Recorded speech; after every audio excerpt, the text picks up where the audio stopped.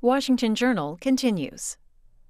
Glenn Kessler joins us now for a conversation about fact-checking in the age of President Trump. He served as the Washington Post fact-checker since 2011. Is the world of fact-checking somehow fundamentally different now than it was a little over 600 days ago before President Trump took office? No, it's the world of fact-checking, which has been growing, actually, since I first started doing this almost 8 years ago. The core of fact-checking is to explain complex policy issues to viewers or readers. And so when we vet a politician's statements, it's designed to,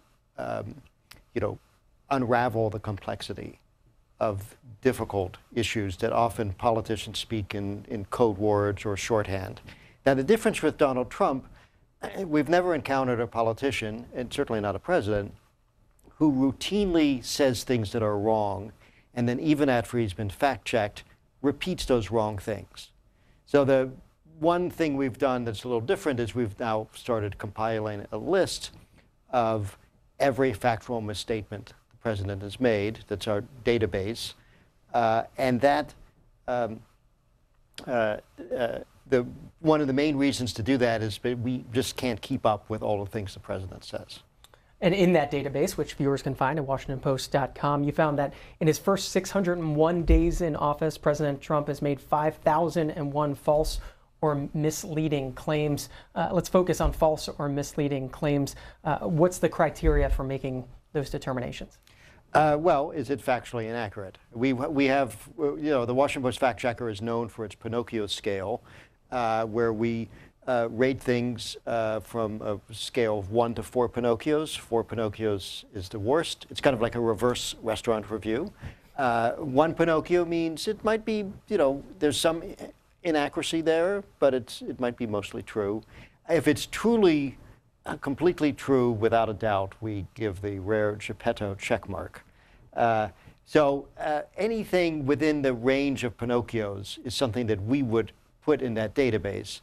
But like I said, the president says so many things that are false or misleading. Just recently, one particular day, the number was 125 claims. We can't. We fact check those. A lot of those things are just 1 or 2 sentences, as opposed to a full-fledged fact check with a Pinocchio rating. How do you do a full fact check of 125 different claims in one day? With a lot of difficulty. I have a team of people that I work with. We divide the days. We alternate days. It was my colleague Meg Kelly, who's also produces video and reports fact checks for the fact checker. That happened to be her day, and so she spent quite a lot of time, compiling, identifying the claims, and then fact checking them. Now, the president repeats a lot of things that are false already. So a lot of those were some of his greatest hits. So, for instance, he says he passed the biggest tax cut in U.S. history. No, it really ranks about 8th as a percentage of the gross domestic product. He says he started building the wall. No, he hasn't. He hasn't really gotten any money for the wall. He's gotten some money for extension of a bollard fence, but he hasn't gotten money for his wall or any of his prototypes. Those kinds of things. So he says those things, and we say, oh, he said that before. Here's number 70. Here's number 25, and we go forward. If viewers have questions about fact checking, now would be a good time to call in. Glenn Kessler with us until the bottom of the hour this morning, taking your calls. Phone lines as usual: Democrats 202-748-8000, Republicans 202-748-8001, Independents 202-748-8002. For a new claim that you come across, take us through the process of fact-checking, something from the recent days or week. Well, let's see. Essentially, I'd say, first of all, about half of the claims we fact-check are the result of reader inquiries, where readers will contact us and say, I heard a politician say this, is this true? And they can contact us through Facebook or Twitter or email. There's a little form they can fill out at the bottom of every fact-check. And then we begin to investigate whether or not there's a semblance of truth to it. And often it involves first doing some research on the internet, trying to figure out where did they get this factoid, we might find a particular think tank article or report. It involves contacting the staff of the politician, if not the politician themselves, and saying, why do you say this? Why do you believe this? And then it involves checking with government data or experts in the field to assess how accurate that claim is. Do you find yourself having a lot of philosophical discussions about what is truth? No. Why not? Because truth is pretty, is pretty clear. If the president says wages are growing for the first time, and then you look at the data and actually no, wages have been growing since 2014, that's pretty clear. Take us through the most often repeated claim, according to the chart that's online at WashingtonPost.com. Russian collusion was just an excuse by the Democrats for having lost the election. The president repeating this claim 137 times. You have the specific dates in which he's done that. Right. So in that case, the president is claiming or suggesting that the whole Russia investigation was simply the result of Democratic sour grapes. They unexpectedly lost the election, and therefore they concocted this idea of Russian collusion as a way to undermine the legitimacy of his election. But we know from the facts, and these are facts actually in reports published by Republican-led committees, that the investigation into possible Russian collusion began in June 2016, when there was a tip from an Australian diplomat that a Trump campaign aide was talking about how the Russians had gained access to Hillary Clinton's emails or Democratic emails. So it started long before, the FBI investigations began long before Hillary Clinton lost the election. So that's, easy to prove. It's not accurate. Let's chat with a few callers. Daniel's up first. Democrat from Elizabethville, Pennsylvania. Good morning. Good morning. Thank you for taking my call. I had read online that during the Kaczynski scandal, that there were several people with complaints against Kaczynski and Kavanaugh, and that they had notified Grassley and Feinstein in July. And if I may speak on a caller yesterday who was railing against Keith Ellison, she said that they had photographs and video, and the woman went to the doctor for anemia, and I don't know how one would get a photograph of anemia. But that's true. I'd like to hear. Thank you so much. Glenn Kessler, what do you want to pick up on from there? Well, I'm not really familiar with, neither of those things are things that we have fact-checked.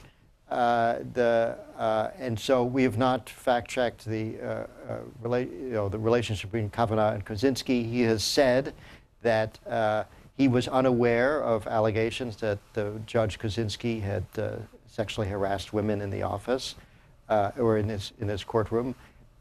So I can't really comment on that. And then Keith Ellison, I'm unaware of the issue that you raised. What do you think of the term fake news? I hate that term, fake news. There's been fake news ever since man learned how to talk. People have been spinning and trying to mislead from the dawn of time. So it's not anything new. What is new is the ability for false information to travel more quickly. It used to be that some people might gossip over a fence about things that they heard about someone or something or other or some politician. It wouldn't really get much past that neighbor. But now you can put it on Facebook. You can put it in a WhatsApp chat. You see, not necessarily in the United States, but you see in some countries such as Myanmar and India, where false information spread over social media has led to riots and mass deaths. So that's the concern. It's not fake news per se. It's the ability of false information to travel rapidly without being stopped or corrected. There's a lot of fact checkers out there. Do you think people trust the fact checkers today? I can't say. I'm on the board of the International Fact-Checking Network, which is an international organization of fact-checkers from around the world. We have set some core standards that, in order to be verified as a verified member of the IFCN, you have to meet those standards. What's an example of? Well, for instance, commitment to nonpartisanship, a commitment to transparency, explaining how you reached your research, a commitment to immediately make corrections if you make a mistake, because everyone makes mistakes, a commitment to talking about your financing and backing in a transparent way. And so that's an effort to have some general overall standards for fact-checking around the globe. And every year, those fact-checking organizations are re-verified by independent auditors. So there are lots of people that claim to be fact-checkers, but I can say that if you are a member of the IFCN and you are a verified member of the IFCN, then people can actually go and look at the reports that document how these fact-checking organizations are living up to those principles. Laura is in Washington, a Republican. Good morning. Good morning. Good morning, Suzanne. My concern is that there has never been any type of this kind of scrutiny and kind of pole vaulting mouth poo-poo that is done by the Washington Post. And I get real tired of it. I get more than slightly tired of it. I am disgusted with the way that you people have attacked this president and done everything you can to make him look bad. And so it's disgusting to me. I used to have faith in the media. I don't anymore, and that's sad. That's very. Glenn Kessler, let you respond. Well, I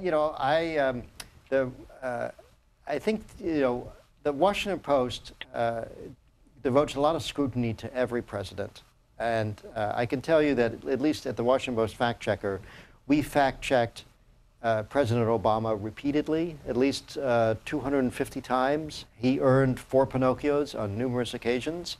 And you can check and see that the White House was not particularly happy with the scrutiny that we devoted to some of President Obama's misstatements. With respect, I would say that Donald Trump is in a somewhat different category in that, at least with Obama, when we fact-checked him and said he got 4 Pinocchios, he often did not repeat that. He would stop saying those claims, as did other politicians like Mitt Romney, Jeb Bush, John Kasich, Hillary Clinton. They generally would stop saying false things once they had been fact-checked. The noteworthy thing about President Trump is that he will often keep saying it, and that's different. So it's not aimed particularly at this president. I assure you, there are lots of Democratic politicians. Lots of Democratic politicians who have not been happy with the coverage they received in the Washington Post. In fact, I gave 4 Pinocchios today to Beto O'Rourke, who's a candidate for Texas Senate. For what?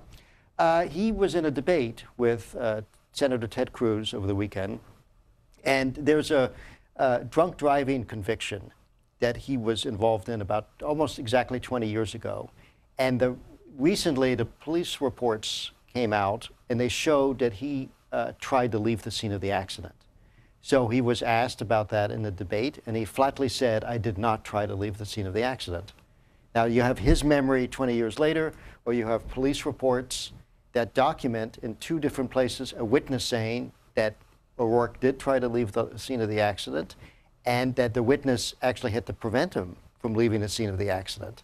So, you weigh those 2 things, and I'm going to go with the police reports. When you do that, do you give Beto O'Rourke's office a chance to respond, saying, here's the police report that I'm looking at, why is that different? Yes, and usually we get a response. In this case, I repeatedly contacted his campaign, both by text message and email, never received any response. Usually when we don't get a response from a candidate or a campaign, that means they know that they're in trouble. To Heartland, Michigan, Michelle is an independent. Good morning. Yes, hi. The only really thing I need to know about this gentleman is that he is from the Washington Compost. which is 100% liberal, 100% anti-Trump in everything that they write. It is owned by 100% liberal Jeff Bezos, who detests President Trump. And so I really think this guy has no credibility whatsoever. All media, including the Washington Post, C-SPAN, everyone else, is basically in the tank for the liberals, and they kissed Obama's butt for 8 years. Michelle, who do you trust? Not much, I'll tell you that. The liberal media is just a joke. What do you turn on in the morning to get your news? What do you open up? Where do you go to get your news? Well, to be honest with you, I'm an independent, and I don't really trust much of any media. So I look at it all, and I'm very skeptical of any of it. I do not use print media at all. I use the internet for some of it, but you have to be careful with that too. Pretty much everything on TV is liberal, with the exception of Fox News. I watch a little bit of Fox. I watch a little bit of everything, but I think it's all trash. Glenn Kessler. Well, he's wrong, frankly. It is. First of all, people have to understand there's a difference between editorial pages and the news pages. Now, the Washington Post editorial page, I would say, is probably socially liberal on foreign policy, somewhat more conservative. They were very big backers of the invasion of Iraq, for instance. And the op-ed page has a mixture of both liberal voices and conservative voices. Charles Krauthammer, who was a very prominent conservative, was on the pages of the Washington Post until he recently passed away for decades. George Will, another prominent conservative. Now, you have this dynamic where there are a number of prominent conservatives, such as George Will, who do not like President Trump. And no one would say George Will is liberal, but he is someone that is turned away from the Republican Party because of this president. But the Washington Post has gone out and hired other op-ed columnists who defend President Trump on our pages, such as Hugh Hewitt. I'm going to stumble on his name. But he writes op-eds that are generally praiseworthy of the president. But I was just going to say, those are the op-ed pages. The news pages, call me biased, but I think we play it pretty straight. What about the caller's concern about the ownership of the Washington Post? Do you ever have any interaction with Jeff Bezos? I have met him on a couple of occasions, and my understanding, he's at several levels above mine, but my understanding is that he has no involvement at all in the editorial product of the Washington Post. He has helped fund a massive expansion of the newspaper, and that you can see that in the tremendous increase in the staff. But I do not believe he's involved at all in the editorial product. To Chicago, Andrew is a Democrat. Good morning. Yeah, good morning. Thanks for taking my call. There are a lot of callers this morning talking about the Washington Post picking on this president. Facts are facts, truths are truths. I think it was just yesterday or something. At the United Nations, he was talking. I believe he was talking about that we're the fastest growing economy in the world. Now, I don't think we are. I think Ethiopia, is projected to grow 8.7% over the next 2 years. I think Ghana, India, Bhutan, a small nation, is growing fast. Can you explain why he continues to say these things that aren't true, and none of his aides, say, Mr. President, it's not true. You gotta keep on track what you're saying. And where are we actually in growing economies? Thank you. Glenn Kessler. Yeah, well, I don't have the statistics right in front of me. And you have to view things in context. So, the United States is an advanced economy. I wouldn't necessarily compare it directly to an economy like Bhutan. So what you do is you would look at a list of the advanced industrialized economies and see where the United States ranks against those economies, the OECD economies. At the moment, I don't have those statistics in front of me. I kind of think that there are a number of countries on that list that would probably exceed the United States. Why does the president say things in an exaggerated form over and over? You know, I've wondered about that. I believe he's very situational. He believes in what he says at that moment, even though it may be completely contradictory from what he said the day before or the day after. You can see from the Bob Woodward book and other contemporary accounts that the president is not receptive to information that contradicts what he already believes. So, you know, the previous caller talked about the ownership of the Washington Post, Jeff Bezos, Amazon. There have been accounts written of how his aides have shown him documentation that the Amazon contract with the Postal Service is a moneymaker for the Postal Service. They've done this on at least 2 occasions, and yet he refuses to believe it, even though his staff has gone out and documented why this is a good deal for the U.S. government. He refuses to believe it because he doesn't like the Washington Post coverage, and he associates that with Amazon, even though they are not connected in any way. 79 times since he took office, the president has said something to the effect that African-American unemployment is at the best number in the history of our country. Right. Now, that's an interesting example of, you know, the data is, you know, quite good in terms of African-American employment. What the president will often do, he will either say it's the best in U.S. history. They actually haven't tracked it for that long, so you can't really make such a sweeping claim. And the other thing that I find misleading about his comments on the unemployment rate is that when he ran for president, he repeatedly said the unemployment rate was phony. You couldn't trust it. The numbers were bogus. They were made up. And in particular for the African-American unemployment rate, he had a calculation that, you know, he got 4 Pinocchios for it because he had a calculation where he basically tripled the unemployment rate for African-Americans when he was campaigning. Now that he's president, he's taking data that he used to say was bogus and misleading and using it to say that he's doing a great job, when it was actually on a downhill slope throughout the Obama administration and has continued on that same downward slope since he became president. A few minutes left with Washington Post fact checker Glenn Kessler with us taking your calls. John in Dallas, Texas is next, Republican. Good morning. Yes, sir. I appreciate being on. First of all, I just want to say that there's nothing on MSNBC that's not extreme left-wing. It's left-wing Democrat all the way. But anyway, my question is, he said that about fact-checking Obama. Probably the biggest lie in the history of man was said by Obama over and over and over again, and that's what, if you like your health care, you can keep your health care. If you like your doctor, you can keep your doctor. Y'all, I think, gave it a 1. I don't think you gave it any more than that, and you kind of said, well, but we don't really know what he meant. We don't, you know, he could have meant something else. Glenn Kessler. Actually, he got 4 Pinocchios for that. We were the first news organization to call out President Obama for that comment. And during the fact checker was reestablished in 2011. So, we were not in business for the debate over Obamacare.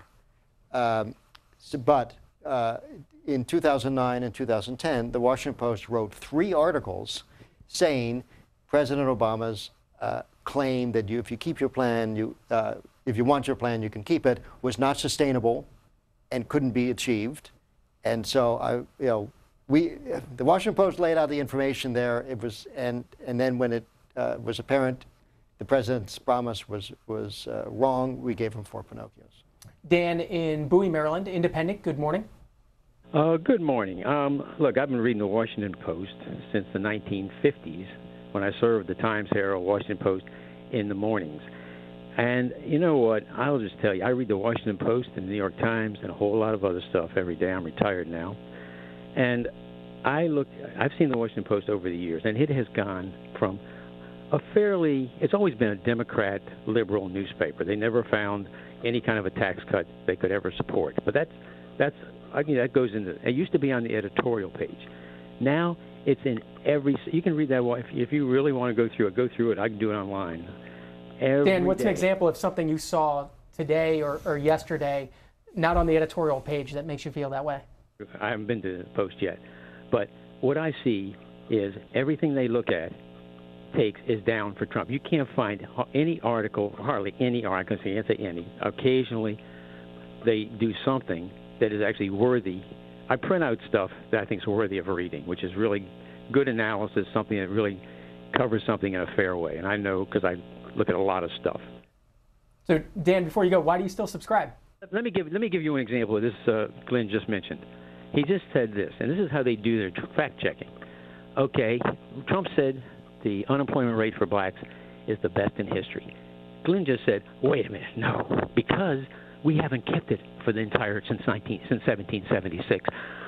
You know, when Trump says that, I don't listen to say, oh goodness, he thinks we had that. No, I don't think that. What I think is this: he means as long as we've been keeping records on black unemployment, this is the best it's been. That's what he means. I can read that. They go to every extreme. They go crazy with stupid stuff. And by the way, I have 30 years of doing analysis, political and economic and national security. Glenn Kessler, I'll let you take the call. That was one point I made. My other point was that the president has been inconsistent in the way he has cited these statistics, whereas he would previously say that they were false or misleading, which was a false and misleading statement at the time. Michelle in L.A., Democrat, good morning. Hi, Glenn, I have a question. Trump said he didn't release his taxes because they were being audited. Has that changed? Was that a lie? Is he going to release his taxes? What are you guys saying on that issue? The odds are pretty slim that he's going to release his taxes, given that he's repeatedly promised he would, and he hasn't. There's nothing to prevent a person from releasing their taxes when they're under audit. In fact, President Nixon released his taxes when he was under audit. Whether or not the audit is continuing, whether there was actually even an audit is unclear. But this is going to be one of those political promises that are not going to be kept unless Congress actually forces him to reveal his taxes, which is quite possible if there's a Democratic Congress. They could easily they could release it on their own, actually. They could ask the IRS to provide the tax returns. Last call, Edmund in Montpelier, Virginia. Independent, good morning. Good morning. Thank you both. I appreciate the opportunity. I just want to throw out an opinion and then follow it up with a quote. My opinion on all of this would be something to the effect that the notion that an individual can divorce themselves from either their political leanings or their personal biases, it's almost a supernatural notion. I want to follow that up with a quote from Beatrice Webb. Maybe you want to explain to the callers who that is at some future date. She said that how silly it is to suppose that facts ever tell their own story. It is all a matter of arranging them so that they may tell something, and the arrangement is a purely subjective process. And once again, thank you very much. You all take care.